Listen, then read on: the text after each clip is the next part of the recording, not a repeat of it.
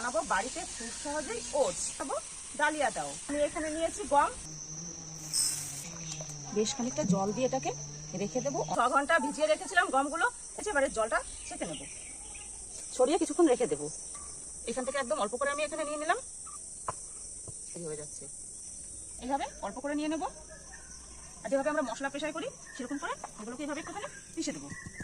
কড়াই গরম হয়ে গেছে, কড়াইতে দিয়ে দেবো নর্মাল জল, এগুলোর মধ্যে দিয়ে দেবো, ঢাকা দিয়ে ভাপিয়ে নেবো, নামিয়ে দেবো। এটা একটুখানি ঠান্ডা হোক। কড়াইটা গরম হয়ে গেছে, এবার এগুলো সব আমি কড়াইয়ের মধ্যে দিয়ে দেবো। 3 থেকে 5 মিনিট মতো এটাকে একটু হালকা আছে এভাবে একটু নেড়ে চেড়ে নিলেই কিন্তু এগুলো রেডি হয়ে যাবে। এবার নামিয়ে নেব। এটা ঠান্ডা করে একটা এয়ারটাইট বক্সে রেখে দিলে কিন্তু এটা অনেকদিন কিন্তু সংরক্ষণ করে রাখা যায়। সব দিয়ে দিয়েছি, কড়াইয়ের মধ্যে সব দিয়ে দেবো, নাড়িয়ে নিয়েছি। দেখুন, দেখা হবে নতুন কোনো রেসিপি নিয়ে আর একদিন। নমস্কার।